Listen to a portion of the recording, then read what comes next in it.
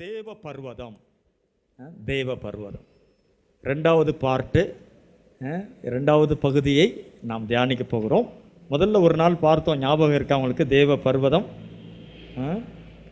தேவ பர்வதம், அந்த தேவ பர்வதம் எதை குறித்து நான் உங்களுக்கு பேசினேன்?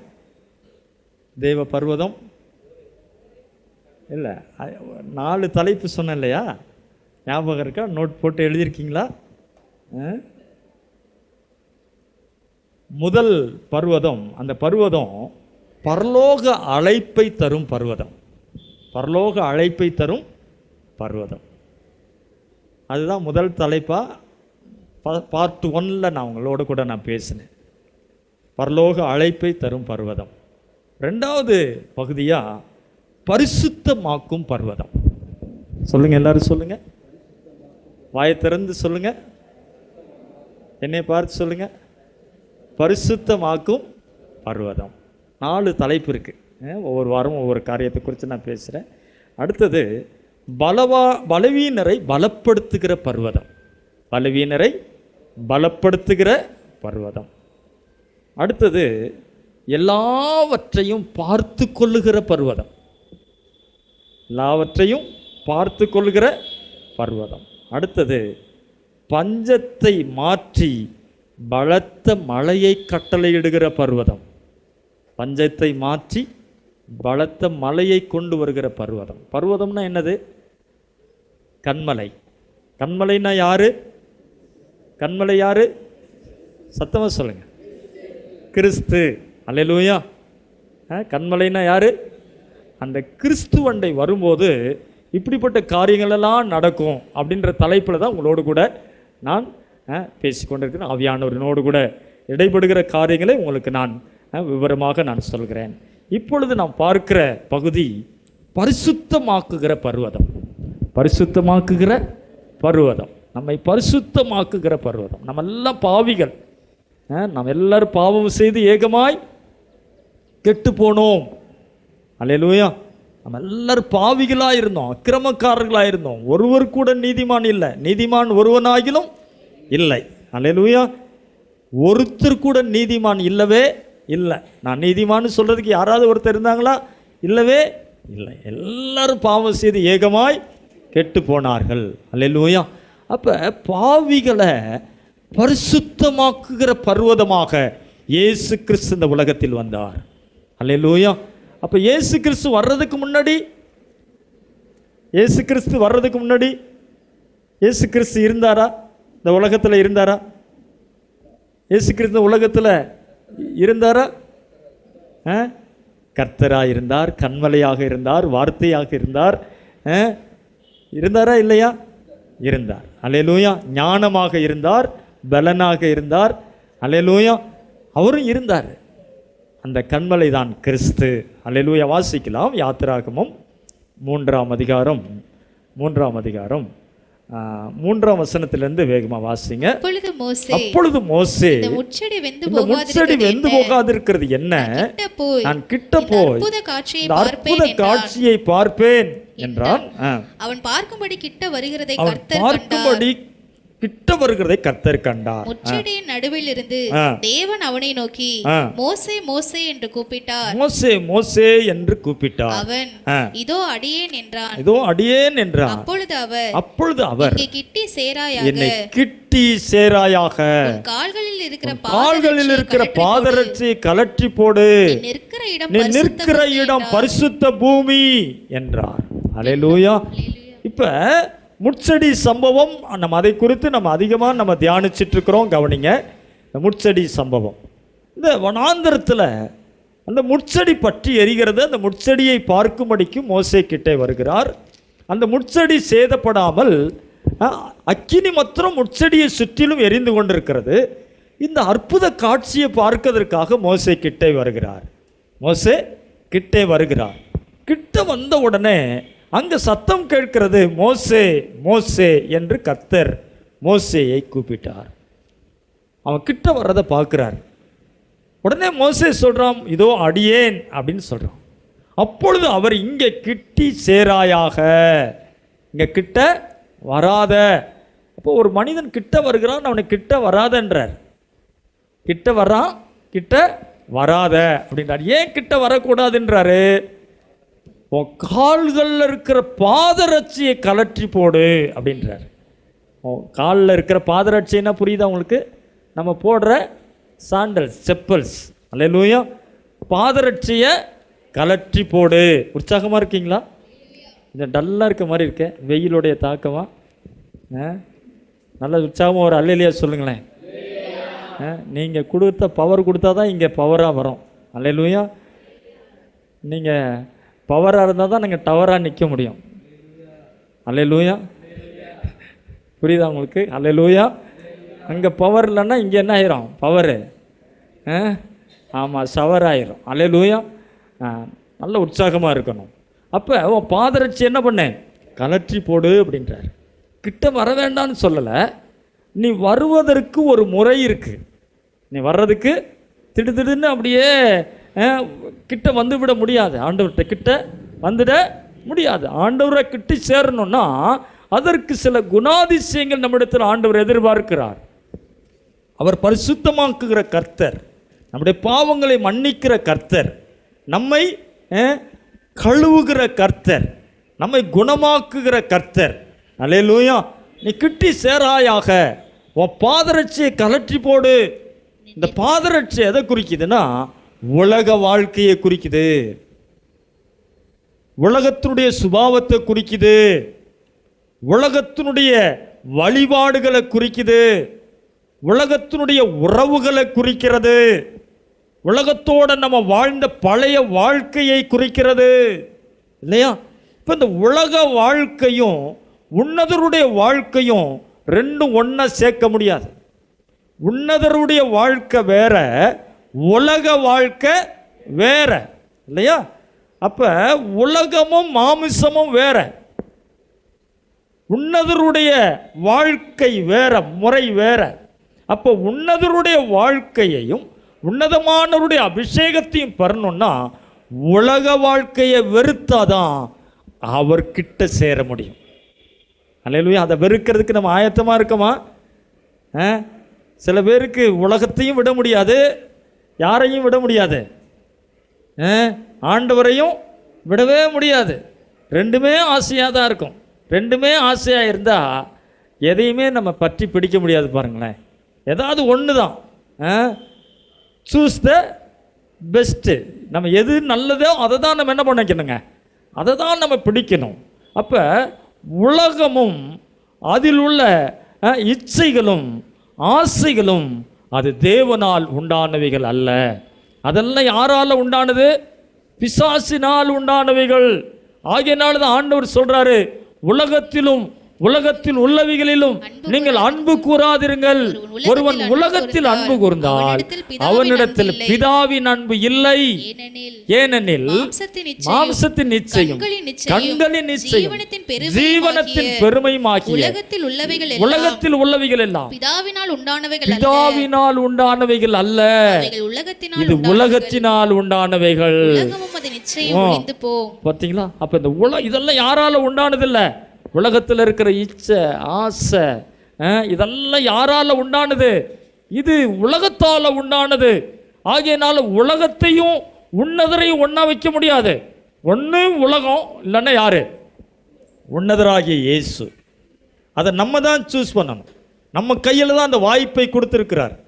அந்த வாய்ப்பையும் சந்தர்ப்பத்தையும் ஆண்டவர் நம்ம கையில் தான் கொடுத்துருக்கார். ஆகையினால மோசே நான் உன்னைய திட்டத்தோடு, நோக்கத்தோடு, தரிசனத்தோடு, பாரத்தோடு, ஆத்துமாக்களை ஆதாயப்படுத்தும்படி பெரிய நோக்கத்தோடு நான் உன்னை தரிசனத்தோடு நான் அழைச்சேன். ஆனால் அந்த அரண்மனையை விட்டு நீ மீதியான் தேசத்துக்கு, அந்த வனாந்தரத்தின் பாதையில் என்னை ஓடுன. இப்போ உன் வாழ்க்கை வேற.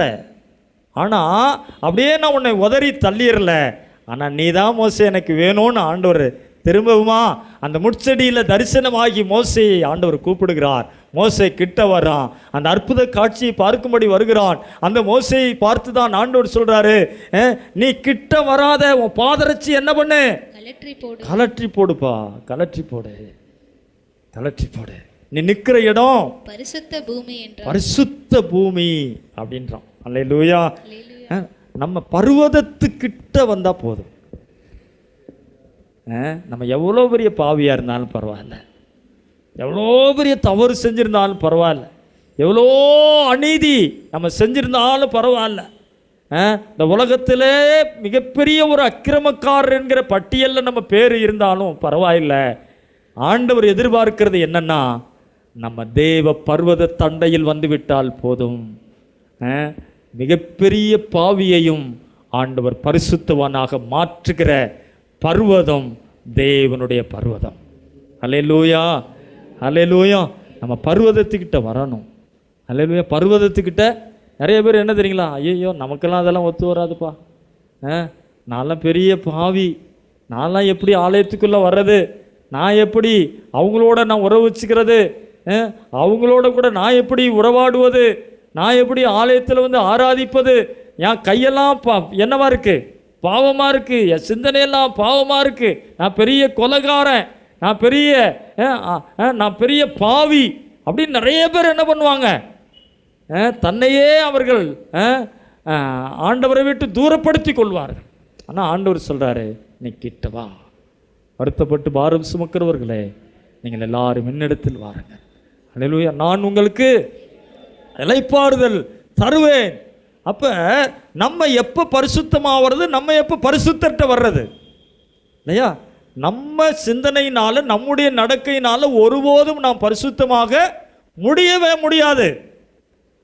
நிறைய பேர் சொல்லுவாங்க, நான் அதெல்லாம் விட்டுட்டு அதுக்கப்புறம் வரேன், நான் அதெல்லாம் விட்டுட்டு அதெல்லாம் செஞ்சுட்டு அதெல்லாம் முடிக்க வேண்டியதெல்லாம் முடிச்சுட்டு பண்ண வேண்டியதெல்லாம் பண்ணிட்டு கடமையெல்லாம் முடிச்சுட்டு அதுக்கப்புறம் வரேன் அப்படின்னு சொல்லுவாங்க. ஒருபோதும் நம்மை நாம் பரிசுத்தமாக்கி கொள்ள முடியாது. அல்லேலூயா. தேவ பர்வதம் மட்டுமே நம்மை பரிசுத்தமாக்கும். அல்லேலூயா. தேவனுடைய வார்த்தை மட்டுமே நம்மை பரிசுத்தமாக்கும். தேவனுடைய வழிநடத்துதல் மட்டுமே நம்மை பரிசுத்தமாக்கும்.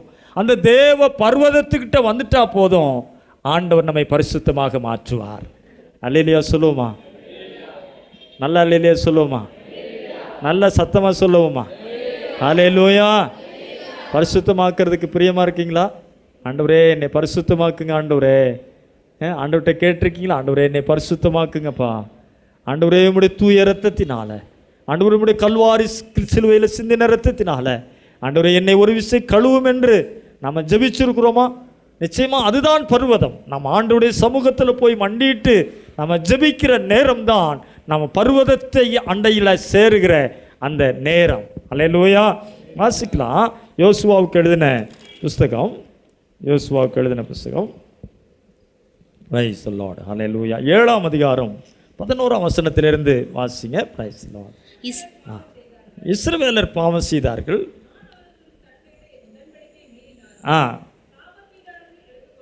சாபத்தீடானதில் எடுத்துக்கொண்டதும், களவு செய்ததும், வஞ்சித்ததும், தங்கள் பண்டப்பாடிகளில் வைத்து கொண்டதும் உண்டே. ஆதலால் இஸ்ரவேல் புத்திரர் தங்கள் சத்துருக்களுக்கு முன்பாக நிற்கக்கூடாமல் தங்கள் சத்துருக்களுக்கு முதுகை காட்டினார்கள். அவர்கள் சாபத்தீடானார்கள். சாபத்தீடானதை உங்கள் நடுவிலிருந்து நிக்கிரகம் பண்ணாவிட்டால் இனி உங்களோடு இரேன். ஆண்டவர் சொல்றார் பாருங்க. அந்த தேவ பர்வதம் பேசுது பாருங்க. ஆண்டவர் பேசுகிறார் பாருங்க. இங்க இஸ்ரவேல் ஜனங்கள் எதை செய்ய வேண்டாம்னு ஆண்டவர் சொன்னாரோ அந்த பாவத்தை அவர்கள் செய்தார்கள். அவர்கள் உடன்படிக்கையை மீறினார்கள். சாபத்தீடானதுல என்ன பண்ணாங்க? எதெல்லாம் சாபமோ அதெல்லாத்தையும் அவங்க எடுத்துட்டாங்க. களவு செஞ்சாங்க, இச்சித்தாங்க, வஞ்சித்தாங்க. தங்கள் பண்டப்பாடிகளை தெரியாம கொண்டு போய் என்ன பண்ணிக்கிட்டாங்க? ஒளிச்சு வச்சுக்கிட்டாங்க. இதை பார்த்த உடனே சாபம் அவர்களை பிடித்து கொண்டது. சாபம் அவர்களை பிடித்து கொண்டது. உடனே ஆண்டவர் சொல்றாரு, ஆதலால் இஸ்ரவேல் புத்திரர் தங்கள் சத்துருக்களுக்கு முன்பாக நிற்க கூடாமல் தங்கள் சத்துருக்களுக்கு முதுகை காட்டினார்கள். முகத்தை காட்ட வேண்டியவங்க முதுகை காட்டிட்டு ஓடுறாங்க. ஏன்? என்ன நடந்தது? சாபம் உள்ள வந்துருச்சுன்னா, பாவம் உள்ள வந்துருச்சுன்னா, சாதாரணமான ஒரு மனிதனுக்கு முன்பதாக கூட நம்மால் எதிர்த்து நிற்க முடியாது. சத்துருக்களை மேற்கொள்ள முடியாது. சாபம், குடும்பத்தில் பாவம் இருக்குமானால் ஒரு சாதாரணமான ஒரு பலவீனத்தை மேற்கொள்ள முடியாது. ஒரு வியாதியை நம்ம ஜெயிக்க முடியாது. ஒரு பிரச்சனையை நம்ம ஜெயிக்க முடியாது. ஒரு எதிரியை மேற்கொள்ள முடியாது. முகத்துக்கு எதிராக நிற்க வேண்டிய நாம் இன்னைக்கு அந்த இஸ்ரவேல் ஜனங்கள் முதுக காட்டிட்டு ஓடுவதற்கு காரணம் அவர்கள் உடன்படிக்கையை மீறினார்கள். பண்டம்பாடிகளுக்குள்ளே தேவையில்லாததெல்லாம் எடுத்துக்கொண்டாந்து ஒளித்து வைத்துக் கொண்டார்கள். தேவனை வஞ்சித்தார்கள், களவு செய்தார்கள், சாபத்தீடானதை எடுத்துக்கொண்டார்கள். ஆனா ஆண்டவர் சொல்றாரு, நீங்க சாபத்தீடானதை உங்க நடுவில் இருந்து நீங்க எடுத்து போடலன்னா இனி உங்களோடு நான் உங்களோடு நான் இருக்க மாட்டேன். இந்த பர்வதம் நம்ம விட்டு அகன்று போய்விடும். அல்லேலூயா. இன்னைக்கு ஆண்டவர் நம்மை பார்த்து எச்சரிக்கிற காரியம் என்னன்னா, ஏனையா திடீரென்று குடும்பத்தில் நடக்கக்கூடாத காரியம் நடக்குது, திடீரென்று விபத்து, திடீர்னு பிரச்சனை, திடீர்னு வியாதி, திடீர்னு கலக்கம், திடீர்னு போராட்டம், திடீர்னு அங்கலாய்ப்பு, இல்லையா? இதெல்லாம் ஏன் வருகிறது என்று நீங்கள் யோசித்து பார்த்தீர்களானால், இங்கே இந்த சம்பவத்தை வைத்து நாம் பார்க்கும்போது எந்த குடும்பத்தில் எந்த நபர் யார் தேவனுக்கு விரோதமான காரியங்களை செய்கிறார்களோ, சாபத்தீடானதை அவர்கள் எடுத்துக்கொள்கிறார்களோ, உடன்படிக்கை மீறுகிறார்களோ, அந்த குடும்பத்தில் இப்படிப்பட்ட காரியங்கள் உடனடியாக நடக்கிறது. ஆண்டவர் சொல்றார், நான் உங்கள் நடுவில் இரேன். நீங்க அதை உடனடியாக என்ன பண்ணணும்? அப்புறப்படுத்தி போடணும். அதுதான் பரிசுத்தம். இது பரிசுத்தமாக்குகிற பர்வதம். அல்லேலூயா. இது பரிசுத்தமாக்குற பர்வதம். நல்லா படித்தா வேலை கிடைக்கும். அல்லேலூயா. ஸ்கூலுக்கு போனால், காலேஜுக்கு போனால் படிக்கலாம். படித்தா கல்வி நல்ல வேலையை கொடுக்கும், அறிவை கொடுக்கும். ஆனால் இந்த பர்வதம் பரிசுத்தத்தை கொடுக்கும். இது பரலோகத்தை உங்களுக்கு வாக்கு பண்ணும். அல்லேலூயா. இது பரலோக ராஜ்யத்தில் கொண்டு போய் சேர்க்கும். நிறைய படிக்க வேணான்னு சொல்லலை. அல்லேலூயா. நிறைய படிங்க, ஆனால் படிப்பு பரலோகத்தை தராது. அல்லேலூயா. கல்வி நமக்கு என்ன கொடுக்காது? பரலோகத்தை கொடுக்காது. தேவ பர்வத தண்டையில் வருவீர்களானால் அது உங்களை பரிசுத்தமாக்கி பரலோகத்துக்கு கொண்டு போய் சேர்க்கும். அல்லேலூயா. அதுதான் பரிசுத்தமாக்குகிற பர்வதம். அல்லேலூயா. நம்மை பரிசுத்தமாக்குகிற பர்வதம். இன்னைக்கு இஸ்ரவேல் புத்திரரை எச்சரிக்கிற பர்வதம். அந்த பர்வதத்திட்ட வந்த உடனே நம்ம சுபாவம் மாறணும், பழைய வாழ்க்கை மாறணும், கெட்ட சுபாவங்கள் மாறணும்.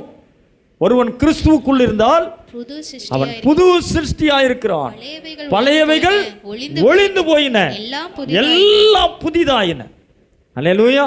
The world has gone, new has come. அல்லேலூயா. பழையவைகள் எல்லாம் என்ன ஆயிரணுங்க? எல்லாம் டெஸ்ட்ராய் பண்ணணும், எல்லாத்தையும் ஒழிக்கணும். அதனால தான் ஆண்டவர் பார்த்து மோசேயை பார்த்து சொன்னார், அதை பாதரட்சியை கலற்றி போடுப்பா, பாதரட்சியை கலற்றி போடு, சாபத்தீடானதை எடுத்து போடு. அவரு கொண்டாந்து சாபத்தீடானதை வைக்கல, நம்ம தான் வச்சோம். நமக்கு எதுன்னு தெரியும். அல்லேலூயா. சில வீடுகளில் ஃபோட்டோவெல்லாம் இருக்கும். நம்ம கிறிஸ்தவங்களாக இருப்போம், இயேசு ஃபோட்டோ, மரியா ஃபோட்டோ, யோசேப்பு ஃபோட்டோ, இதெல்லாம் இருக்கும். நம்ம என்ன நினச்சிக்குவோம்? ஏசப்பா தானே இருக்கார், மரியம்மா தானே இருக்காங்க, சூசேப்பர் தானே இருக்கார், நம்ம கிறிஸ்தவங்க தானே, நம்ம வணங்குற ஏசப்பா தானே எங்கள் தெய்வமாக இருக்காருன்னு நினச்சிட்டு இருக்கோம். யார் உங்களுக்கு ஏசப்பா இப்படி இருப்பார்னு உங்களுக்கு வரைஞ்சி காமிச்சா? அல்லேலூயா. அல்லேலூயா. ஆவியான தேவனுக்கு ரூபம் ஒன்றும் இல்லையே, ரூபம் இல்லையாதலால் சொரூபம் ஒன்றும் இல்லையே. ஆவியான தேவனுக்கு ரூபம் ஒன்றும் இல்லையே, ரூபம் இல்லையாதலால் சொரூபம் ஒன்றும் இல்லையே அப்படின்னு பாடுறேன் இல்லையா? அப்போ ஆவியானவர், அவருக்கு என்ன ரூபம்னு நம்ம கொடுக்க முடியும்? அல்லேலூயா. ஒரு நாள் நம்ம சபையில் முன்னாடி வந்து விசுவாசிங்க தான், ஒரு அம்மா வீட்டில் போய் ஜெபம் பண்ணுறோம். அந்த அம்மாவுக்கு விசுவாசி பிடிச்சிருச்சு, பயங்கரமாக போட்டு வாட்டி எடுக்குது. 15 நாள் கிட்டத்தட்ட உபவாசம் இருந்து ஜெபம் பண்ணிகிட்ருக்கோம். இதெல்லாம் ஊழியத்துக்கு வந்து ஆரம்பம். போராடி ஜெபம் பண்ணிட்டு இருக்கோம், எப்படியாவது அந்த பிசாசு வரட்டணும்னு. சரி, வீடை சுத்திகரிக்கணும் அப்படின்னு சொல்லி ஆவியானவர் என் உள்ளத்தில் ஏவுனதுனால அந்த அம்மாவை சர்ச்சில் வச்சு ஜெபம் பண்ணிட்டு இருந்தோம். அம்மா, உங்கள் வீட்டை சுத்திகரிக்கணும்னு ஆவியானவர் சொல்கிறாரு, அதனால் வீட்டில் போய் ஜெபம் பண்ணுவோம் அப்படின்னு சொல்லி வீட்டில் இருக்கிற எல்லா குடும்பத்தை பிள்ளைங்க எல்லாரையும் சேர்த்து கூட்டி வச்சு அங்கே ஒரு நாள் ஜெபம் பண்ணிகிட்ருக்குறோம். இந்த பிசாசு சாமானியமாக போக மாட்டேன்னுது. அப்புறம் போராடி ஜெபம் பண்ண பிறகு நான் போயிட்டேனே என்னை கிண்டலாக சொல்லுது. அம்மா, போயிட்டேனே, உண்மையாக போயிட்டே, இங்கே இருந்துக்கிட்டே மறைஞ்சிட்டே பேசுறியா அப்படின்னு. நான் போயிட்டேனேங்குது. அந்த அம்மா வீட்டில் ஃபோட்டோலாம் மாட்டியிருக்கு, இயேசு photo, Susaiappar photo, Mariamma photo, எல்லாமே ஃபோட்டோ மாட்டியிருக்கு. அது சொல்லுது, நான் போயிட்டேன், அங்கே இருக்கேன் பாரு அப்படிங்குது. எங்கே இருக்குது? ஃபோட்டோவுக்கு பின்னாடி இருக்கேங்குது. அப்போ இயேசு உண்மையான இயேசுவாக இருந்தால் இயேசுக்குள்ளே பிசாசு இருக்குமாயா? இயேசுக்குள்ளே பிசாசு போய் உட்காருமா? அல்லேலூயா. உன்னதரையும் உலகத்தையும் ஒன்றா வைக்க முடியுமா? ஆவியையும் மாம்சத்தையும் ஒன்றா இணைக்க முடியுமா? நினச்சி பாருங்க. அப்போ அந்த ஃபோட்டோ யார் கிடையாது? அப்போ இயேசு கிடையாது. அல்லேலூயா. அந்த ஃபோட்டோ நமக்கு வேணால் இயேசுவாக தெரியலாம், ஆனால் அது என்ன தெரியுங்களா? அது விக்கிரகம். அல்லேலூயா. அது விக்கிரகம். அந்த விக்கிரகத்துக்குள்ளர வந்து என்ன பண்ணுது? பிசாசு வந்து உட்காந்துக்குது. அதனால தான் செத்தவங்களுக்கு என்ன செய்யாதீங்கன்னு சொல்கிறோம். செத்தவங்க ஃபோட்டோவை மாட்டாதீங்க, செத்தவங்க ஃபோட்டோவுக்கு என்ன பண்ணாதீங்க? விளக்கு ஏற்றாதீங்க, செத்தவங்க ஃபோட்டோவுக்கு ஊதுபத்தி கொளுத்தாதீங்க, செத்தவங்க வச்சு பூஜை பண்ணாதீங்க அப்படின்னு சொல்கிறோம். புரியுதா உங்களுக்கு? அப்படிலாம் செஞ்சிங்கன்னா வழியில் போகிற பிசாசை வா வீட்டுக்கு உனக்கு பூஜை போட்டு நான் வரவேற்கிறேன்னு சொல்கிற மாதிரி அர்த்தம். உள்ள பிசாசே தாங்க முடியல, ஊரில் போகிற பிசாசெல்லாம் வீட்டில் கொண்டாந்து வச்சுட்டு இருந்தா குடும்பம் நடத்துகிறதா வேற என்ன நடத்த முடியும்? நினச்சி பாருங்க. இன்னைக்கு அதுதான் இன்னைக்கு நிறைய குடும்பங்கள் இன்னைக்கு நடக்குது. ஒரு அம்மாவுடைய ஜெபமாலையில் உட்காந்துருக்கு பிசாசு. ஜெபமாலை போட்டிருக்காங்க தெரியுங்களா? இன்னைக்கு ஜெபமாலை போட்டுக்கிறாங்க. அது பேர் ஜெபமாலை.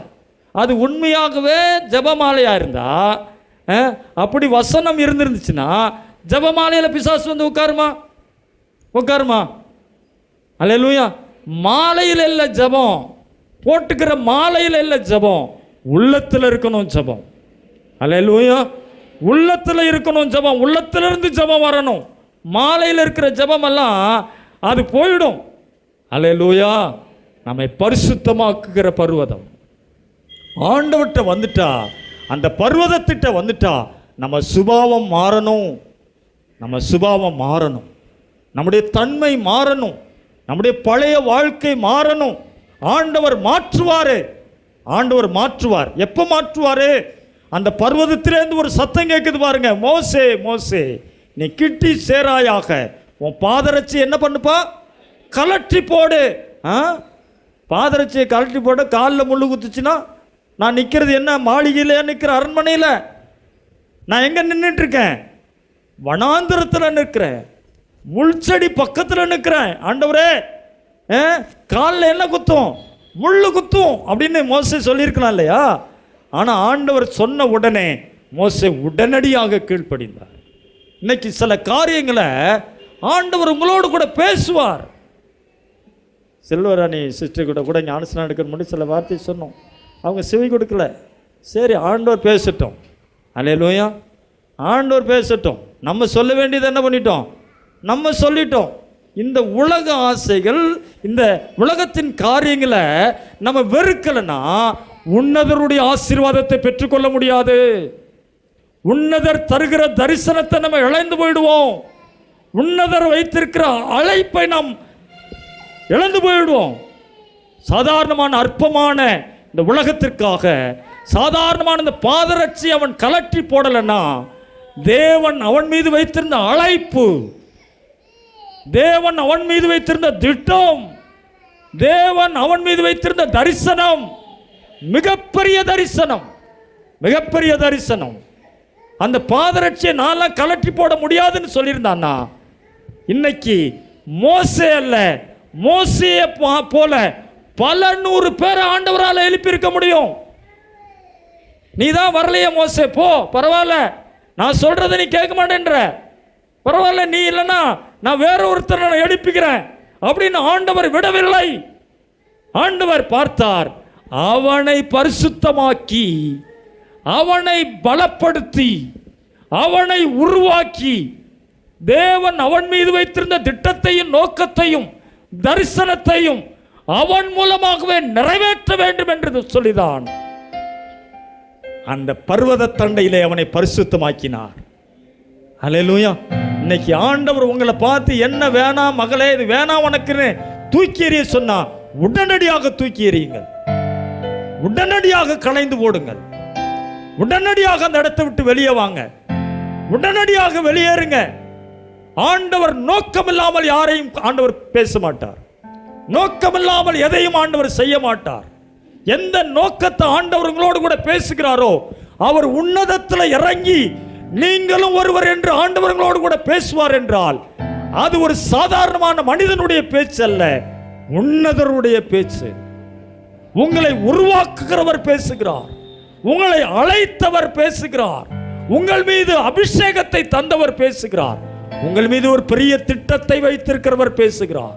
உடனடியாக அந்த இடத்தை விட்டு வாங்க, உடனடியாக ஒப்பு கொடுங்க, உடனடியாக அந்த அழைப்பை அது எனக்குத்தான் என்று ஏற்றுக்கொள்ளுங்கள். யாருக்கோ பேசுறாரு அப்படின்னு இல்லை, உங்களுக்காகத்தான் ஆண்டவர் பேசுகிறார், உங்களை பரிசுத்தமாக்கும்படி தான் ஆண்டவர் பேசுகிறார்.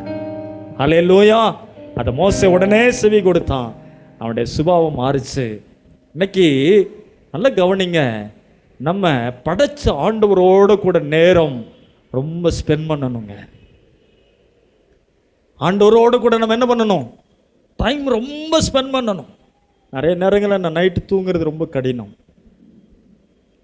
பலவீனம்.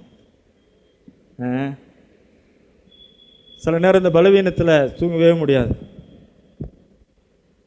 நடந்துகிட்டே ஸ்தோத்திரம் பண்ணிகிட்டே இருப்பேன். நேற்றெல்லாம் படுக்கிறதுக்கு ரொம்ப தாமதம் ஆயிடுச்சு, எனக்கு ரொம்ப தாமதம் ஆயிடுச்சு. நான் தூங்கின நேரம் கிட்டத்தட்ட ஒரு 2 மணி நேரம் தான் இருக்கும். நைட்டு காலையில் 4 மணிக்கெல்லாம் அலாரம் அடிச்சிடுச்சு.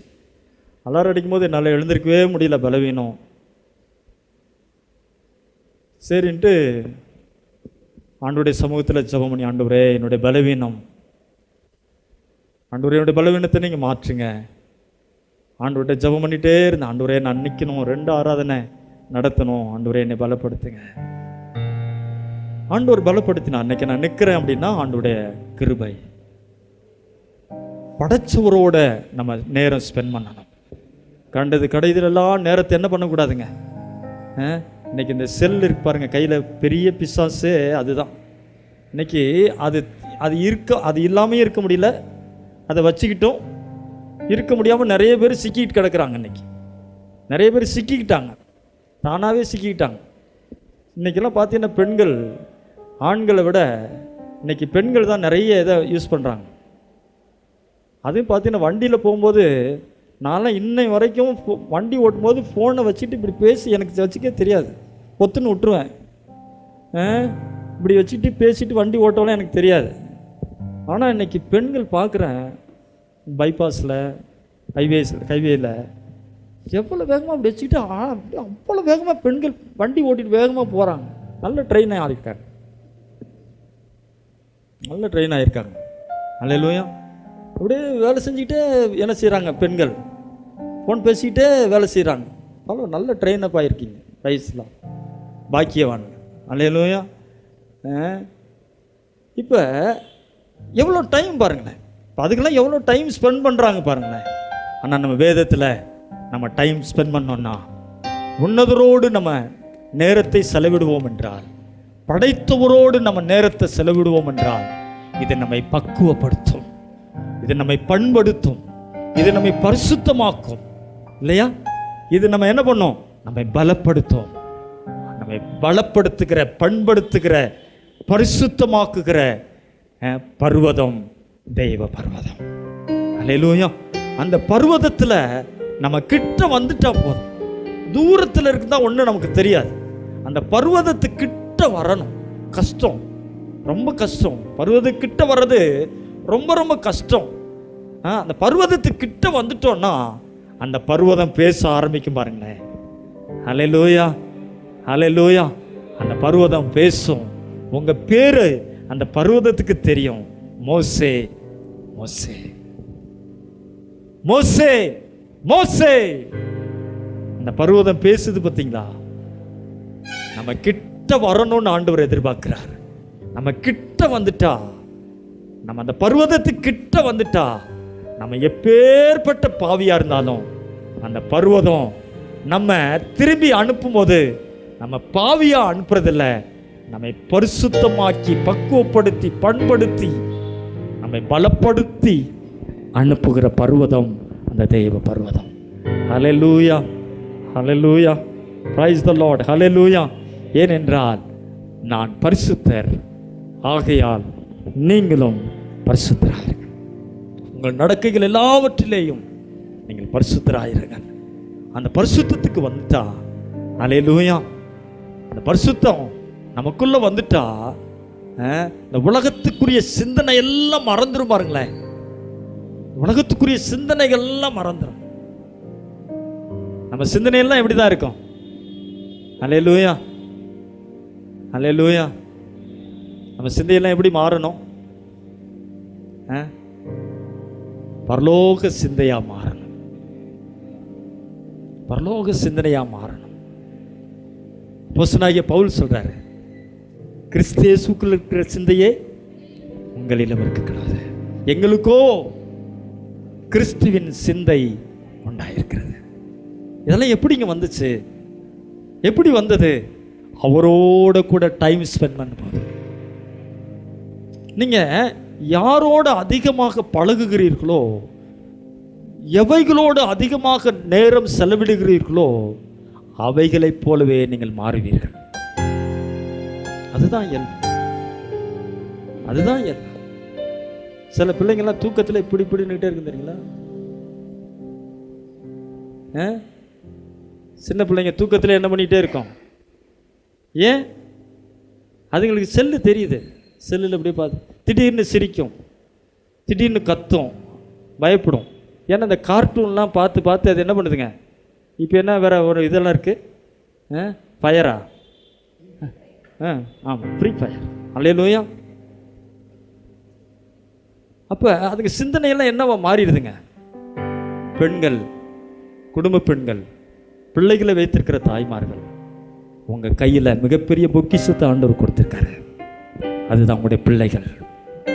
அவங்கள நீங்கள் உருவாக்கணும். அல்லேலூயா. அவங்களுக்கு தினமும் வசனம் சொல்லிக் கொடுக்கணும், தினமும் வசனம் சொல்லிக் கொடுக்கணும். தம்பி லிவின்லாம் நல்ல வசனம் சொல்கிறார். பிள்ளைங்க நான் நல்லா படிச்சுட்டு திக்காமல் என்ன பண்ணணும்? வசனம் சொல்லணும். அல்லேலூயா. இந்த வசனம் தான் நம்மை பரிசுத்தமாக்கும். அல்லேலூயா. உடைய வசனமே சத்தியம். அல்லேலூயா. இது பரிசுத்தமாக்குகிற பர்வதம். அல்லேலூயா. ரட்சிப்பை தருகிற தேவனோடு கூட நம்ம டைம் ஸ்பெண்ட் பண்ணணும். ஆசீர்வதிக்கிற தேவனோடு கூட நம்ம நேரத்தை செலவிடணும். நன்மையை தருகிற தேவனோடு கூட நம்ம நேரத்தை செலவிடணும். அருவருப்பானது, ஆடம்பரமானது, ஆகாதது, தேவையில்லாதது, இதோட கூட நம்ம என்ன செய்யக்கூடாதுங்க? டைம் ஸ்பெண்ட் பண்ணவே, நேரம் செலவிட கூடாது. இது நம்முடைய சுபாவத்தை மாற்றும். அல்லேலூயா, அல்லேலூயா. பாருங்க, அங்க யோவான் எழுதின சுவிசேஷம் 2ஆம் அதிகாரம் 13ஆம் வசனம், அதிலிருந்து வாசிச்சு பார்த்தீங்கன்னா, யோவான் எழுதின சுவிசேஷம். பின்பு யூதருடைய பஸ்கா பண்டிகை சமீபமாய் இருந்தது. அப்பொழுது இயேசு எருசலேமுக்கு போய் தேவாலயத்திலே ஆடுகள் மாடுகள் புறாக்களாகிய இவைகளை விற்கிறவர்களையும் காசுக்காரர் உட்கார்ந்திருக்கிறதையும் கண்டு கயிற்றினால் ஒரு சவுக்கை உண்டு பண்ணி அவர்கள் யாவரையும் ஆடு மாடுகளையும் தேவாலயத்துக்கு புறம்பே துரத்திவிட்டு காசுக்காருடைய காசுகளை கொட்டி பலகைகளை கவிழ்த்து போட்டு புறா விற்கிறவர்களை நோக்கி இவைகளை விடத்திலிருந்து எடுத்துக்கொண்டு போங்கள், பிதாவின் வீட்டை வியாபாரம் விடாக்காதிருங்கள். என்றார். அப்பொழுது உம்முடைய வீட்டை குறித்து உண்டான பக்தி வைராக்கியம் என்னை பட்சித்தது என்று எழுதியிருக்கிறதை அவருடைய சீஷர்கள் நினைவு கூர்ந்தார்கள். இங்க இயேசு கிறிஸ்து பஸ்கா பண்டிகையின் போது அங்க எருசலேமுக்கு போறார். அங்க தேவாலயத்தை பார்க்கிறார். தேவாலயத்தில் என்ன இருக்கு? தேவாலயத்தில் என்ன நடக்கணும் சொல்லுங்க, சத்தமா சொல்லுங்க சகோதரர்கள். தேவாலயத்தில் என்னையா நடக்கணும்? ஆராதனை நடக்கணும் இல்லையா? அபிஷேக ஆராதனை, எழுப்புதல் ஜபம், இப்படிலாம் கூட்டங்கள், ஆராதனைகள், ஜபங்கள் அதெல்லாம் நடக்கணும். பரிசுத்தமாக்குகிற ஆராதனை இதெல்லாம் நம்ம நடக்கணும். அல்லேலூயா. அப்போ இந்த தேவனுடைய ஆலயத்தில் தேவன் இயேசு வித்தியாசமான ஒன்றை பார்க்கிறார். என்னத்தை பார்க்கிறாரு? அங்கே ஆடு மாடுகள், புறாக்களாகிய இவைகளை விற்கிறவர்களையும் காசுக்காரர் உட்கார்ந்திருக்கிறதையும் கண்டு கயிற்றினால் ஒரு சவுக்கை உண்டு பண்ணி அவர்கள் யாவரையும் ஆடு மாடுகளையும் தேவாலயத்துக்கு புறம்பே துரத்திவிட்டு காசுக்காரருடைய காசுகளை கொட்டி பலகைகளை கவிழ்த்து போட்டு புறா விற்கிறவர்களை நோக்கி இவைகளை இவ்விடத்திலிருந்து எடுத்துக்கொண்டு போங்கள், என் பிதாவின் வீட்டை என்னவாக்காதீங்க, வியாபார வீடாக ஆக்காதீங்க அப்படின்றார். இப்போ தேவனுடைய ஆலயம் என்னவா இருக்கு? கல்லர் குகையாக இருக்கிறது. அல்லேலூயா. அப்படிதான் சொல்லப்பட்டிருக்கு. அல்லேலூயா. மார்க்கு மத்தேயு 21 அதிகாரத்தில், மார்க்கு 11 அதிகாரத்தில் இதெல்லாம் நீங்கள் படித்து பார்த்தீங்கன்னா அது எப்படி இருக்கா? கல்லர் குகையாக இருக்கு. கல்லர் குகை, கல்லர்னா என்னதுங்க? திருட. இப்போ தேவாலயம் என்னவா மாறிடுச்சு? திருடன் குடியிருக்கிற இடமாயிடுச்சு. இப்போ திருடன் குடியிருக்கிற இடம் எப்படி இருக்கும்? பரிசுத்தம் இருக்குமா? ஆராதனை நடக்குமா? பக்தி இருக்குமா? வசனம் இருக்குமா? நம்மை பரிசுத்தமாக்குமா? அங்க பிரதிஷ்டை இருக்குமா? அல்லேலூயா, அல்லேலூயா. நல்லா கவனிச்சு பாருங்க. தேவன் நமக்கென்று ஒரு பிரதிஷ்டையை வைத்திருக்கிறார். தேவன் நமக்கென்று ஒரு பிரதிஷ்டையை ஆண்டவர் வச்சிருக்கிறார். அல்லேலூயா. நமக்கென்று ஒரு பிரதிஷ்டையை ஆண்டவர் வச்சிருக்கார். இந்த பிரதிஷ்டை எந்த ஒரு உலக காரியத்தினால ஒருபோதும் நம்ம கரைபடக்கூடாது. அல்லேலூயா. அன்னைக்கு லிட்டரலா தேவனுடைய ஆலயம் இருந்துச்சு, கட்டடம் இருந்துச்சு, அதான் தேவனுடைய ஆலயம். ஆனா இன்றைக்கு புதிய ஏற்பாட்டு காலத்துல தேவனுடைய ஆலயம் என்று எதை ஆண்டவர் சொல்லுகிறார்? நீங்களே அந்த ஆலயம். அந்த ஆலயத்துல கல்லர் குகை, புறா விற்கிறவன், ஃபைனான்ஸ் விடுறவன், அங்க ஆடு மாடு விற்கிறவன் எல்லாமே உள்ளர ஆராதனையை விட்டுட்டு, ஆராதனையை தவிர மீதி எல்லாமே இருந்துச்சு, வியாபார வீடு. இன்னைக்கு இந்த தேவனுடைய ஆலயம் எப்படி இருக்கு? ஆண்டவர் சொல்றார், நீங்களே you are at the temple, நீங்க தான் அந்த ஆலயம், நீங்கள் தேவனுடைய ஆலயமாக இருக்கிறீர்களே அப்படின்றார்.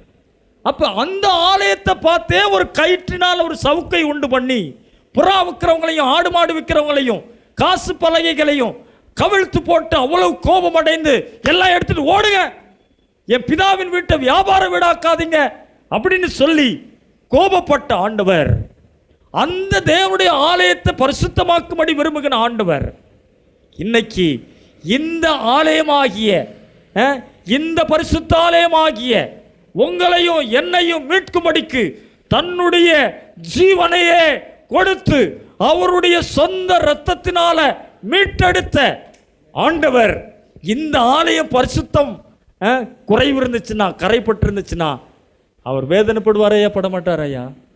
அல்லேலூயா. இந்த ஆலயம் பரிசுத்தமாகணும். இந்த ஆலயம் எப்படி இருக்கணுங்க? பரிசுத்தமாகணும். தேவன் நமக்கென்று ஒரு பிரதிஷ்டை ஆண்டவர் வைத்திருக்கிறார். தேவன் நமக்கென்று ஒரு பிரதிஷ்டை ஆண்டவர் வச்சிருக்காரு. அல்லேலூயா. அதே யோசுவாவை பார்த்து மோசேக்கு என்ன சொன்னாரோ, அங்கே ஒரு தூதனை அவன் பார்க்கிறான். யோசுவா 7ஆம் அதிகாரம் நினைக்கிறேன். அங்கே ஒரு தூதனை பார்க்கிறான். தூதனை பார்த்த உடனே இவனும் யோசுவா எழுந்து நிற்கிறான். நின்ன உடனே அந்த தூதன் பார்த்து சொல்லுகிறார், நீ நிற்கிற இடம் பரிசுத்த பூமி, உன் பாதரட்சியை கலற்றி போடு. அல்லேலூயா, அல்லேலூயா. யா பரிசுத்தர்கிட்ட வரணும்னா நம்ம வரும்போது பாவியாக வரலாம், நம்ம பாவியாக வரலாம். ஆனால் பாவத்தோடு அவர் சேர்த்துக்க மாட்டார். நம்மை பரிசுத்தமாக்குகிற கர்த்தர் நம்மை பலப்படுத்துகிற கர்த்தர். அல்லேலூயா, அல்லேலூயா, அல்லேலூயா, அல்லேலூயா. அல்லேலூயா. மார்க் எழுதின சுவிசேஷம் 11ஆம் அதிகாரம் 17வது வசனம். மார்க் எழுதின சுவிசேஷம் 5ஆம் அதிகாரம் 6வது வசனத்தை வாசிங்க. வேகமா வாசிக்கலாம். அவன் இயேசுவை தூரத்திலே கண்டபோது ஓடி வந்து அவரை பணிந்து கொண்டு இயேசுவே, உன்னதமான தேவனுடைய குமாரனே, எனக்கும் உமக்கும் என்ன, என்னை வேதனைப்படுத்தாதபடி தேவன் பேரில் உமக்கு ஆணை என்று மிகுந்த சத்தமிட்டு சொன்னான்.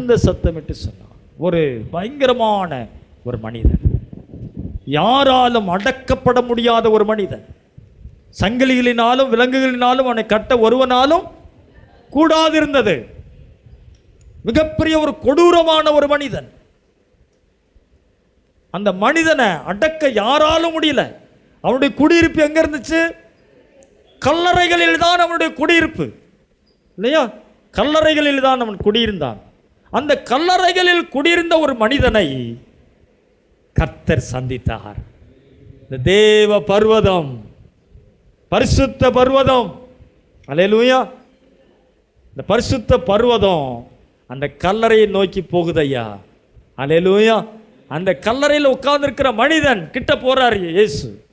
போன உடனே அந்த அவனுக்குள்ள இருந்த அந்த பிசாசு சொல்லுது, ஓ தேவனுடைய குமாரனே, எங்களுக்கும் உமக்கும் என்ன, எங்களை வேதனைப்படுத்தாதபடிக்கு தேவன் பேரில் உமக்கு ஆணை என்று வேண்டிக் மிகுந்த சத்தமிட்டு சொன்னார்.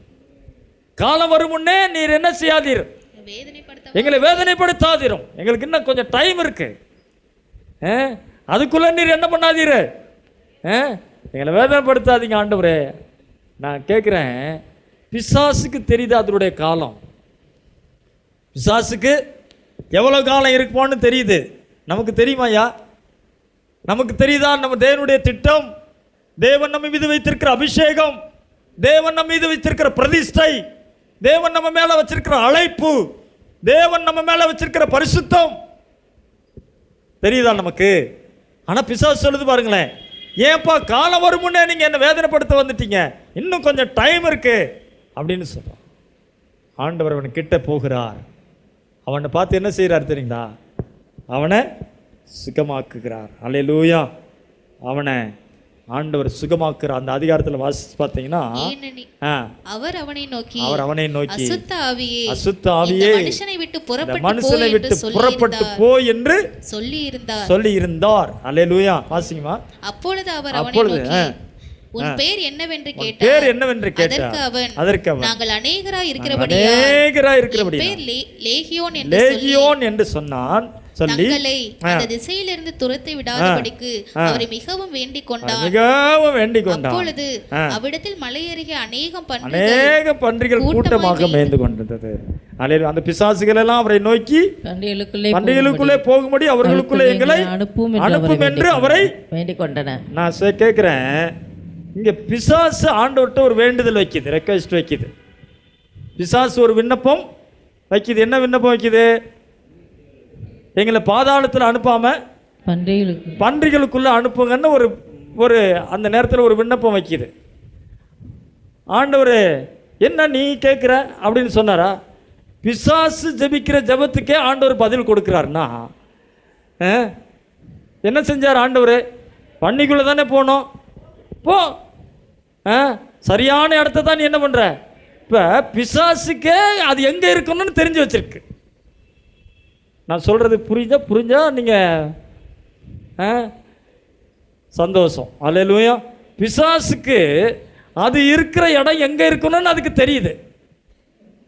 நம்ம எங்கே இருக்கோம்? அல்லேலூயா. இப்போ பிசாசு கேட்குது, நான் பன்றிகளுக்குள் போகும்படி நான் உங்களை வேண்டிக் கொள்கிறேன். கரெக்டாக கேட்டேன். நீ அங்கே தான் இருக்கணும், போ பன்றிக்குள்ள அப்படின்னாரு. பன்றிக்குள்ள பிசாசு போயிடுச்சு. பிசாசு கேட்குற ஜபத்தையே ஆண்டவர் கேட்குறாருன்னா நம்ம ஜபத்தை கேட்பாரா கேட்க மாட்டாரே ஆண்டவர்? என்ன ஒரு மாதிரி பார்க்குறீங்க? நம்ம ஜபத்தை ஆண்டவர் கேட்பாரா கேட்க மாட்டாரா? நம்ம ஜபத்தை இது வரைக்கும் கேட்டிருக்காரா? நம்ம ஜபத்தை இது வரைக்கும் கேட்டிருக்காரா கேட்கலையா? ஒன்று கேட்டிருக்காருன்னுங்க, இல்லைன்னா கேட்கலன்னுங்க. கேட்டிருக்காரு. கேட்டிருக்காருன்னு பிசாசுன்னு சொல்லி நினைக்கிறீங்களோ? அல்லேலூயா. அப்போ பிசாசு ஜெபத்தையே ஆண்டவர் கேட்குறாரு இல்லையா? அது மண்டி போடலை, உபவாசம் போடலை, ஒன்றுமே பண்ணலை. ஆண்டவரை பார்த்தோன்னா உன்னதமான தேவனுடைய குமாரன் அது என்ன பண்ணுது? அறிக்கை செய்யுது. வசனம் என்ன சொல்லுது? என் நாமத்தினால நீங்கள் எதை கேட்டாலும். அப்போ பிசாசே அவருடைய நாமத்தை கேட்கும்போது ஆண்டவர் செய்கிறாரு. அவருடைய பிள்ளைகளாகிய நம்ம கேட்டால் செய்வாரா செய்ய மாட்டாரா? பொல்லாதவர்களாகிய நீங்கள் உங்கள் பிள்ளைகளுக்கு நல்ல ஈவுகளை கொடுக்க அறிந்திருக்கும் போது பரமபிதா நீங்கள் வேண்டிக் கொள்கிறவைகளை பார்க்கிறோம் பரிசுத்த ஆவியை கொடுப்பது அதிக நிச்சயம் அல்லவா? கேட்டிருக்கீங்களா ஐயா? இல்லையா ஐயா? அம்மா கேட்டிருக்கீங்களா இல்லையா? நம்ம கேட்டால் கிடைக்குமா கிடைக்காதா? நம்ம கேட்டால் கிடைக்குமா கிடைக்காதா? இங்க பிசாசை பண்ணிக்குள்ள அனுப்பிச்சிட்டு பண்ணி மாதிரி இருந்த அவனை ஆண்டவர் பரிசுத்தமாக மாற்றினார். ஒன்று பண்ணியா இருக்கணும், இல்லைன்னா பரிசுத்தமாக இருக்கணும். அல்லேலூயா. எதுவாக இருக்கணும் நம்ம தான் முடிவு பண்ணணும். அல்லேலூயா. எதுவாக இருக்கணும்னு நம்ம தான் முடிவு பண்ணணும். அல்லேலூயா. பன்றி எங்க இருக்கும்? சேத்துல இருக்கும். பரிசுத்தவான் எங்க இருப்பான்? பரிசுத்தரோட இருப்பான். ஆனா நம்ம எங்க இருக்கோம்? சேத்துல இருக்கோமா பரிசுத்தரோட இருக்கிறோமாங்கிறத நம்ம தான் முடிவு பண்ணணும். நம்ம சேத்துல இருந்துக்கிட்டு என்னை பரிசுத்தமாக்கும்னா ஆண்டவர் சேத்தை விட்டு வெளியில வாங்குறாரு. இல்லை இல்லை எனக்கு உலகம் தான் வேணும், உலகம் தான் வேணும், உறவு தான் வேணும், உறவு தான் வேணும்னா நீ எப்போ அதை விட்டு வரியோ அந்த இஸ்ரவேல் புத்திரரை பார்த்து ஆண்டவர் சொன்னார், சாபத்தீடானதை உங்களிலிருந்து விலக்கி போடுங்கள். நீங்கள் விலக்கி போடாவிட்டால் நான் உங்களிடத்தில் இரேன், நான் உங்களை நிக்கிரகம் பண்ணுவேன் அப்படின்றார். சொன்னாரா இல்லையா? சொன்னாரா இல்லையா? அப்ப சாபத்தீடானதை எடுத்துக்கிட்டது யாரு? நம்ம தான் எடுத்தோம். யார் தூக்கி போடணும்? நம்ம தான் தூக்கி போடணும் இல்லையா? நம்ம தான் தூக்கி போடணும். அப்போ இந்த சாபத்தீடானது எல்லாத்தையும் தூக்கி போட்டுட்டு ஆண்டவரே நீ பரிசுத்தமாக்குங்க ஆண்டவரே அப்படின்னா ஆண்டவர் பரிசுத்தமாக்க அவர் போதுமானவராக இருக்கிறார். அல்லேலூயா. நம்ம வரும்போது பாவியா வரலாம் ஐயா, தப்பே இல்லை. இந்த சபைக்குள்ள வரும்போது நம்ம பாவியா வரலாம். ஆனா பாவியாவே இருப்பதற்காக அவர் பரிசுத்தராக மாறல. அல்லேலூயா. நம்மை பரிசுத்தமாக்க மாற்றும்படி அவர் பரிசுத்த இரத்தத்தை நமக்காக சிந்தினார். அல்லேலூயா. நம்ம அவர்கிட்ட வந்துட்டோம்னா நம்மை முழுவதுமாக பரிசுத்தமாக்குவார். அல்லேலூயா. வந்தா பாருங்க அந்த பாவியான மனிதன், அந்த கொடிய பயங்கரமான அந்த மனிதன், யாராலும் அடக்க முடியாத ஒரு மனிதன். உங்க வீட்டுக்காரெல்லாம் சொல்றீங்களா இது மாதிரியா இருந்தாரு? பாருங்க, அவரெல்லாம் கேட்கவே மாட்டாருங்க, எல்லாம் அடக்கவே முடியாதுங்க. என் பையனா ஐயா அவெல்லாம் கேட்கவே மாட்டாங்க அப்படின்னு நம்ம என்ன பண்ணிக்கிறோம்? ஒரு எல்லை வைத்து விடுகிறோம். முடியாது, நடக்காது, இயலாது அப்படின்னு நம்ம ஒரு பாயிண்ட் நம்ம வச்சுக்கிட்டு நம்ம ஜெபிச்சோன்னா ஆண்டவர் கேட்பாரா? கேட்க மாட்டார். முடியாததையும் முடிய வைப்பவர் நம்ம இயேசு. அல்லேலூயா. நீங்க ஜெபிக்கணும், ஆண்டவரால் முடியும். இந்த கொடிய மனிதனை கூட ஆண்டவரால் மாற்ற முடியும். கல்லுகளால் என்ன பண்ணுவானா? தன்னுடைய சரீரத்தை கீறி அப்படியே ரத்தம் வடிய அப்படியே என்ன பண்ணுவான்? எல்லாரையும் பயமுறுத்துவான். அவனை போய் சங்கிலிகளால் கட்டணும்னா சங்கிலி என்ன பண்ணுவானா? உடனடியாக சங்கிலியை, இரும்பு சங்கிலியை அறுத்தெறிஞ்சிருவானா. அப்போ எப்பேற்பட்ட ஒரு மனிதன் இல்லையா? உங்களுடைய குடும்பத்தில் அப்படியா இருக்கிறாங்க, உங்களுடைய உறவுகள் அப்படியா இருக்காங்க, உங்களுடைய உறவினர்கள் அப்படியா இருக்காங்க, உங்களுடைய குடும்பத்தினர் அப்படியா இருக்காங்க. அல்லேலூயா. இப்படிப்பட்ட மனிதனையும் ஆண்டவர் புத்தி தெளிவடைய செய்வார் என்றால் அதுதான் பரிசுத்த பர்வதம். அல்லேலூயா. அந்த பரிசுத்த பர்வதத்திட்ட அவங்கள கொண்டு வந்து பாருங்க. எப்படியாவது ஒரு முயற்சி பண்ணுங்க, எப்படியாவது ஒரு முயற்சி பண்ணுங்க, எப்படியாவது ஒரு முயற்சி, ஒரு எஃபர்ட் எடுங்க. நீங்க வந்து பாருங்க, நீங்க வந்து பாருங்க, நீங்க வந்து பாருங்க, நீங்க வந்து பாருங்க. முயற்சி பண்ணுங்க, முயற்சி பண்ணுங்க. உங்க பக்கத்துல இருக்கிறவர்களை முயற்சி பண்ணுங்க, வந்து பாருங்க. ஒரு முறை அந்த தெய்வ பர்வதத்துக்கு வந்து பாருங்க ஐயா. உங்களுடைய கண்ணீரை அவர் துடைப்பாரு, உங்களுடைய வேதனைகளை மாற்றுவார், உங்களை பரிசுத்தமாக்குவார், உங்களுடைய பாவத்தை மன்னிப்பார், உங்களுக்கு விடுதலை கொடுப்பார், உங்களை சுகமாக்குவார், உங்களுடைய வறுமையை மாற்றுவார், உங்கள் கடன் பிரச்சனையை நீக்குவார் அப்படின்னு சொல்லி பாருங்க. முயற்சி பண்ணி பாருங்க. வந்துட்டு ஆண்டவர் எல்லாத்தையும் மாற்றிடுவார். அல்லேலூயா. இந்த மனிதனுடைய வாழ்க்கையை பாருங்க. அந்த பிசாசுகள் எல்லாம் என்ன ஆயிடுச்சு? பண்ணிக்குள்ள போயிடுச்சு. 15வது வசனம், இயேசுவினிடத்தில் வந்து லேகியோனாகிய பிசாசுகள் பிடித்திருந்தவன் வஸ்திரம் தரித்து உட்கார்ந்து புத்தி தெளிந்திருக்கிறதை கண்டு பயந்தார்கள். அல்லேலூயா. என்ன தெளிஞ்சிருச்சு இப்ப அவனுக்கு? புதுசா மாறிட்டானா? புதுசா மாறிட்டானா? ஆண்டவர் புது சிருஷ்டியா மாத்திட்டாரா? அல்லேலூயா. அது பரிசுத்தமாக்குகிற பருவம். ஒரு சமாரியா ஸ்திரீ, பாவியாகிய ஸ்திரீ, அவளை யாருமே இந்த ஊர்ல உலகத்துல யாருமே அவளை ஏத்துக்கல. அவளை சந்திக்கும்படி இந்த பர்வதம் அவளை நோக்கி போகிறது. அந்த பர்வதம் தான் இயேசு. அல்லேலூயா. அந்த கிணற்றண்டையில, இந்த சமாரியா ஊர் கிணற்றுக்கு இயேசு போகிறார். அந்த சமாரியா ஸ்திரீ யாராலும் ஏற்றுக்கொள்ள முடியாத அளவிற்கு ஒரு பாவி என்று வெறுக்கப்பட்ட, அருவருக்கப்பட்ட, உதறி தள்ளப்பட்ட ஒரு மனுஷி அங்க இடத்துல வர்றா. அவளை சந்திக்கத்தான் இயேசு போகிறார். அவளோடு கூட சில மணி நேரம் அவளோடு கூட ஆண்டவர் பேசுகிறார். கடைசியா உரையாடெல்லாம் முடிஞ்சிடுச்சு. அந்த யோவான் 4ஆம் அதிகாரத்தில் ஆண்டவர் அவளை பார்த்து கேட்கிறார், எனக்கு தண்ணி கொடு அப்படின்னு கேட்கிறாரு. உடனே நீர் யூதனாக இருக்க, நான் சமாரியாளாக இருக்க, நீர் என்னிடத்தில் எப்படி தண்ணி குடிக்க கேட்கலாம் என்று கேட்கிறாள். உடனே இவர் சொல்றாரு, யூதர்கள் சமாரியருடனே சம்பந்த கலபாதர்களானபடியால் சமாரிய ஸ்திரீ அவரை நோக்கி, நீர் யூதனாய் இருக்க சமாரிய ஸ்திரீ ஆகிய என்னிடத்தில் தாகத்துக்கு தாய் என்று எப்படி கேட்கலாம் என்றால், இயேசு அவளுக்கு பிரயுத்தரமாக, நீ தேவனுடைய ஈவையும் தாகத்துக்கு தாய் என்று உன்னிடத்தில் கேட்கிறவர் இன்னார் என்பதையும் அறிந்திருந்தாயானால் நீயே அவரிடத்தில் கேட்டிருப்பாய், அவர் உனக்கு ஜீவ தண்ணீரை கொடுத்திருப்பார் என்றார். ஆண்டவர் ஒன்று சொல்றார், ஜீவ தண்ணீர், த லிவிங் வாட்டர், ஜீவ தண்ணீர். ஆனா இவ இங்கதான் பார்த்துட்டே இருக்கான், இந்த உலகத்தை பார்க்கிறாள், சூழ்நிலைகளை பார்க்கிறாள். ஆனா ஆண்டவரே அவர் ஜீவ தண்ணீரை குறித்து பேசுகிறார். நீ ஆண்டவர்கிட்ட கேட்டிருந்தனா அவர் உனக்கு என்ன தண்ணீரை கொடுத்திருப்பாரு? ஜீவ தண்ணீரை கொடுத்திருப்பாரு. உடனே இவ யோசிக்கிறான், முடத்துல பாத்திரமும் இல்லை, கிணறும் ஆழமா இருக்கு, பின்ன எங்கே இருந்து ஜீவ தண்ணீர் உண்டாகும் அப்படின்றான். இந்த கிணற்றை கொடுத்த எங்களுடைய முற்பிதாக்களாகிய ஆபிரகாம், யாக்கோபு அவர்களை பார்க்கல நீர் பெரியவரோ அப்படின்னு ஒரு கொஸ்டின் வைக்கிறான். உடனே இயேசு சொல்றாரு, இந்த தண்ணீரை குடிக்கிறவனுக்கு மறுபடியும் தாகம் உண்டாகும். நான் கொடுக்கும் தண்ணீரை குடிக்கிறவனுக்கு ஒரு காலம் தாகம் உண்டாகாது. நான் அவனுக்கு கொடுக்கும் தண்ணீர் அவனுக்குள்ளே நித்திய ஜீவகாலமாய் ஊறுகிற நீரூற்றாயிருக்கும். will never thirst. ஒரு காலம் தாகமே என்ன பண்ணாது, உண்டாகாது அப்படின்றார். உடனே சிந்திக்க ஆரம்பிக்கிறான். அல்லேலூயா. சிந்திக்க ஆரம்பிக்கிறான், என்ன அது ஜீவ தண்ணீருங்கிறாரு, இவர்கிட்ட பாத்திரமும் இல்லை, கிணறு ஆழமா இருக்கு, ஆனா ஏதோ ஒரு தண்ணீரை குறித்து சொல்லுகிறார். அந்த தண்ணீரை குடிச்சா ஒரு காலமே தாகம் உண்டாகாதுன்றாரு. சிந்திக்கிறார். உடனே அந்த ஸ்திரீ அவரை நோக்கி, ஆண்டவரே எனக்கு தாகம் உண்டாகாமலும் நான் இங்கே மொண்டு கொள்ள வராமலும் இருக்கும்படி அந்த தண்ணீரை எனக்கு தர வேண்டும். இப்பதான் அவருடைய வார்த்தைக்கு கீழ்ப்படிய அவர் வருகிறார்.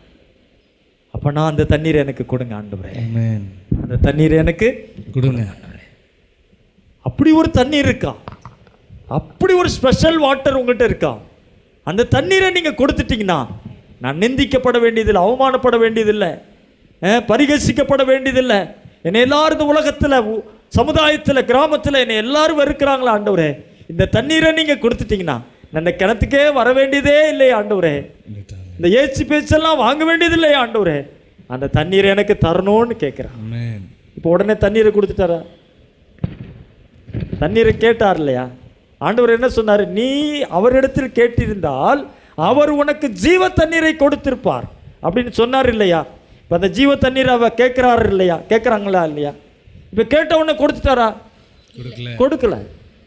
ஏன் கொடுக்கலன்னா, சில பேருக்கு கேட்ட உடனே அற்புதத்தை கொடுத்துட்டா அற்புதத்தை மாத்திரம் வாங்கிட்டு என்ன பண்ணிடுவாங்க, போறா அந்த கிராமத்தையே அழைச்சிட்டு வந்துட்டாங்க. அந்த கிராமத்தையே அழைச்சிட்டு வந்துட்டா. ஒருவர் என்னை குறித்து சொன்னார், அவர் மேசியாவோ வந்து பாருங்கள், அவர் மேசியாவோ கிறிஸ்துவோ வந்து பாருங்கள். அழைச்சிட்டு வர்றோம், கிராமமே வந்து நிற்குது. உடனே 25வது வசனத்தில் அந்த ஸ்திரீ அவரை நோக்கி, கிறிஸ்து என்னப்படுகிற மேசியா வருகிறார் என்று அறிவேன், அவர் வரும்போது எல்லாவற்றையும் நமக்கு அறிவிப்பார் என்றால், அதற்கு இயேசு, உன்னுடனே பேசுகிற நானே அவர். அவ எப்படி ஆயிருப்பா பாருங்க, எப்படி மெல்ட் ஆயிருப்பா பாருங்க. அங்கேயோ இருப்பார், மெஸ்ஸியா வருவார் அப்படின்னு நான் நினச்சிட்டு இருந்தேன். மெஸ்ஸியா நீங்க தான் என்கிட்ட இவ்வளோ நேரம் பேசிட்டு இருந்தீங்களா? அப்படியே சுத்தமாக மெல்ட் ஆயிட்டா, அப்படியே உருகி. அவ என்ன நிலைக்கு ஆயிருப்பான்னு நினைச்சு பாருங்க. இதுதான் என் பரிசுத்தமாக்குகிற பருவம் தான்.